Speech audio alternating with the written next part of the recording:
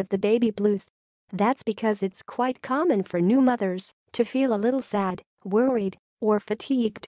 As many as 80% of mothers have these feelings for a week or two following childbirth. It's completely normal and usually fades in a few weeks. While some of the symptoms sound the same, postpartum depression is different from the baby blues. Postpartum depression is a lot more powerful and lasts longer. It follows about 15% of births in first-time moms and those who have given birth before. It can cause severe mood swings, exhaustion, and a sense of hopelessness. The intensity of those feelings can make it difficult to care for your baby or yourself. Postpartum depression shouldn't be taken lightly. It's a serious disorder, but it can be overcome through treatment. What are the symptoms of postpartum depression? Although it's normal to feel moody or fatigued after having a baby, postpartum depression goes well beyond that. Its symptoms are severe and can interfere with your ability to function. Symptoms of postpartum depression vary person to person and even day to day. If you have postpartum depression, chances are you're familiar with several of these indicators. You feel sad or cry a lot, even when you don't know why. You're exhausted, but you can't sleep. You sleep too much. You can't stop eating, or you aren't interested in food at all. You have various unexplained aches, pains, or illnesses. You don't know why you're irritable, anxious, or angry. Your moods change suddenly and without warning. You feel out of control. You have difficulty remembering things. You can't concentrate or make simple decisions. You have no interest in things you used to enjoy.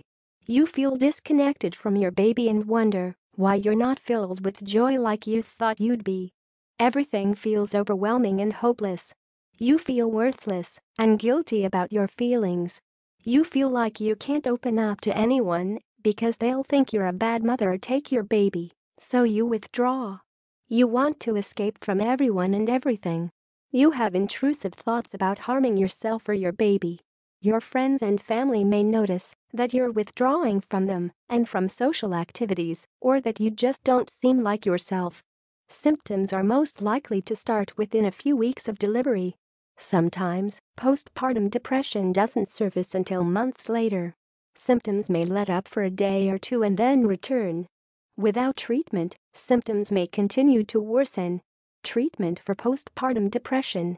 If you have symptoms of postpartum depression, you should see your doctor as soon as possible so that you can get started on treatment. There are two main treatments for postpartum depression: medication and therapy. Either one can be used alone, but they may be more effective when used together. It's also important to make some healthy choices in your daily routine. It may take a few tries to find out what treatment works for you. Keep open communication with your doctor. Medication. Antidepressants have a direct effect on the brain. They alter the chemicals that regulate mood. They won't work right away, though. It can take several weeks of taking the medication before you notice a difference in your mood. Some people have side effects while taking antidepressants. These may include fatigue, decreased sex drive, and dizziness. If side effects seem to be making your symptoms worse, tell your doctor right away. Some antidepressants are safe to take if you're breastfeeding, but others may not be. Be sure to tell your doctor if you breastfeed. If your estrogen levels are low, your doctor may recommend hormone therapy. A psychiatrist, psychologist, or other mental health professional can provide counseling. Therapy can help you make sense of destructive thoughts and offer strategies for working through them. Self-care. This part of treatment may be a little more difficult than it sounds. Practicing self-care means cutting yourself some slack. You shouldn't attempt to shoulder more responsibility than you can handle. Others may not instinctively know what you need, so it's important to tell them. Take some me time, but don't isolate yourself. Consider joining a support group for new mothers. Alcohol is a depressant, so you should steer clear of it. Instead, give your body every opportunity to heal. Eat a well-balanced diet and get some exercise each day, even if it's only a walk around the neighborhood. Treatment helps most women feel better within 6 months, though it can take longer. Are there natural remedies for postpartum depression? Postpartum depression is serious and not something you should attempt to treat without a doctor's input. Along with medical treatment, natural remedies such as exercise and getting the right amount of sleep can help improve symptoms. Massage, meditation, and other mindfulness practices may help you feel better. Maintain a diet high in nutrients but low in processed foods. If you're not getting the nutrients you need in your diet, ask your doctor to recommend the right dietary supplements. Herbal remedies may be appealing. However, the U.S. Food and Drug Administration (FDA) doesn't regulate dietary supplements in the same way they regulate medications.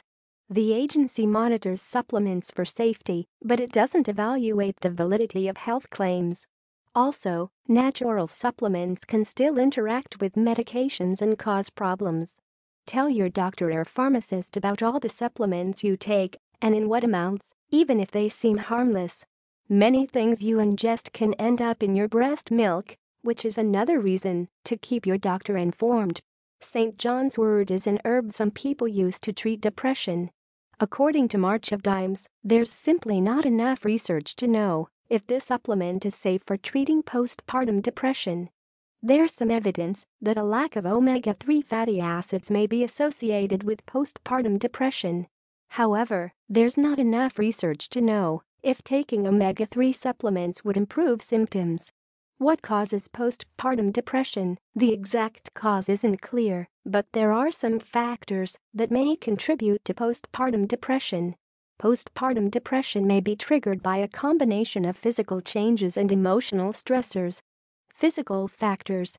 One of the biggest physical changes after giving birth involves hormones. While you're pregnant, your levels of estrogen and progesterone are higher than usual.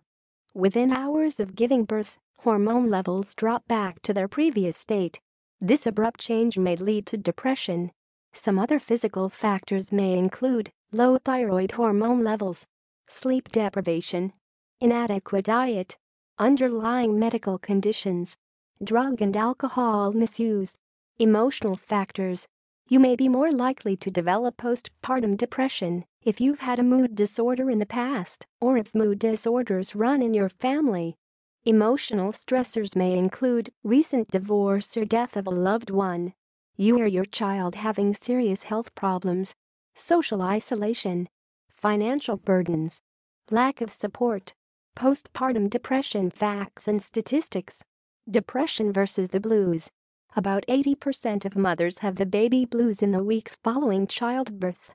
In contrast, a large-scale 2013 study found that just 14% of mothers screened positive for depression. Of those women, 19.3% thought about harming themselves and 22.6% had previously undiagnosed bipolar disorder. Risk factors. The study found that women who had depression were more likely to be younger, less educated, publicly insured, African American. Onset. The study authors also found by conducting home visits or phone interviews with 973 women that 26.5% had onset of depression before pregnancy. 33.4% started having symptoms during pregnancy.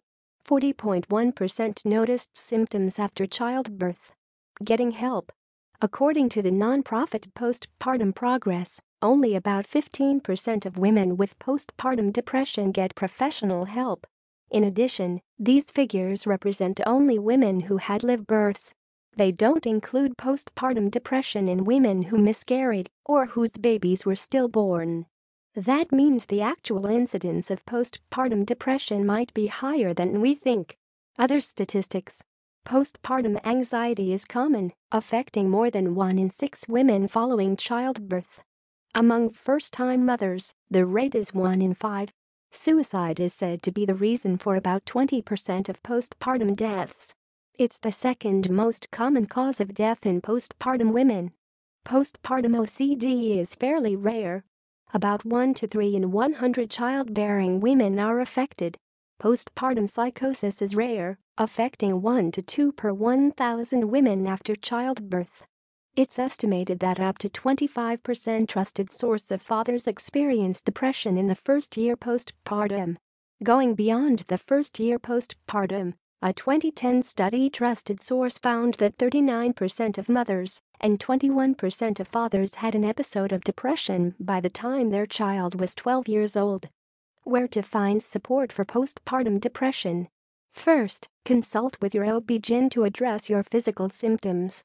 If you're interested, your doctor can refer you to a therapist or other local resources. Your local hospital is another good place to get referrals. You might feel more comfortable reaching out to others who have been through the same thing. They understand what you're feeling and can offer non-judgmental support. Consider joining a group for new mothers. Some of them may also be living with depression, anxiety, or postpartum depression. These organizations can help guide you to the appropriate resources. Postpartum depression support groups in the U.S. and Canada. This is a comprehensive list of support groups around the United States by state and Canada. Postpartum education for parents at 805-564-3888. Trained volunteers answer the warm line 24/7 to provide support. Postpartum Progress. This organization has information and support for pregnant women and new moms who have postpartum depression and anxiety. Postpartum Support International at 800-944-4PPD 800-944-4773. This resource offers education, online support, and information about local resources. If you don't like one support system, it's okay to try another. Keep trying until you find the help you need. How to deal with postpartum depression. 4 tips. After you consult with your doctor, there are a few other things you can do to deal with postpartum depression. 1. Communicate. You may be tempted to keep your feelings to yourself, especially if you're a naturally reserved person. But it might be helpful to talk things over with someone you trust. You may find out that you're not alone and that others are willing to listen. 2. Fight isolation.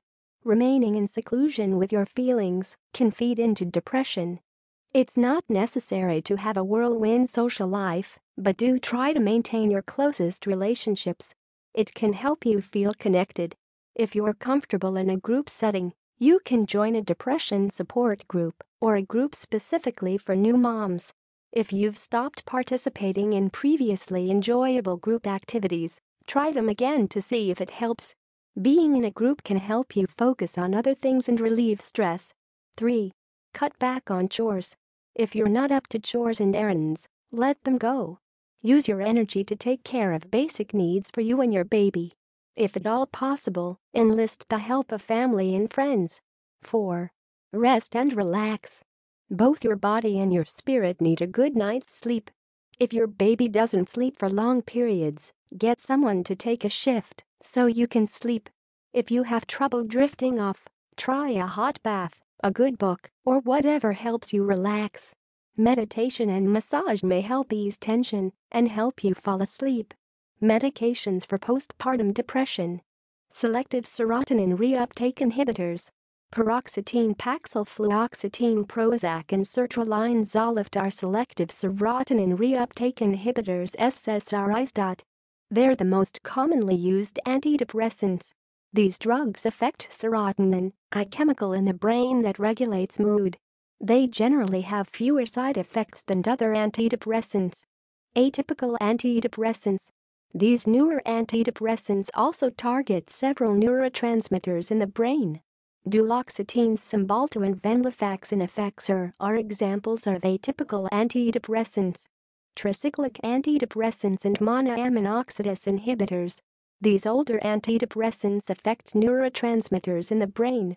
They tend to produce side effects and are not usually prescribed unless all other options haven't worked. Antidepressant side effects and considerations. All antidepressants can cause side effects such as dry mouth, nausea, dizziness, headaches, insomnia, restlessness, fatigue, weight gain, perspiration, diarrhea, constipation, decreased sex drive, anxiety, tremors, Antidepressants often take several weeks to start working, so patience is required. They must be taken exactly as prescribed, without skipping doses. You'll start with the smallest dose, but your doctor can increase the dosage a little at a time if it's not working. It may take some trial and error to find the best medication in the right dosage for you. While taking antidepressants, you'll need to see your doctor regularly. If you're taking a high dose or take antidepressants for a long time, you may have to taper off when you're ready to stop. Stopping suddenly can increase side effects. Hormone therapy. Hormone therapy may be an option if your estrogen levels are down. Side effects of hormone therapy may include weight changes, breast pain or tenderness, nausea and vomiting. Hormone therapy can also increase your risk of developing certain cancers. Before taking any medication or hormone therapy, tell your doctor if you're breastfeeding. Some of these medications can be passed to your baby through breast milk. What is severe postpartum depression? Without treatment, postpartum depression can get progressively worse. It's most dangerous when it leads to thoughts of harming yourself or others. Once these thoughts begin to occur, medical intervention is necessary. Signs of severe postpartum depression include hallucinations, or seeing, hearing, smelling, or feeling things that aren't really there, delusions, or having irrational beliefs, placing too much importance on insignificant things, or feeling persecuted, disorientation, confusion, and talking nonsense, strange or erratic behavior, rage or violent actions, suicidal thoughts or attempted suicide, thoughts of harming your baby. These are all signs that you need emergency medical treatment. Hospitalization may be necessary. Severe postpartum depression may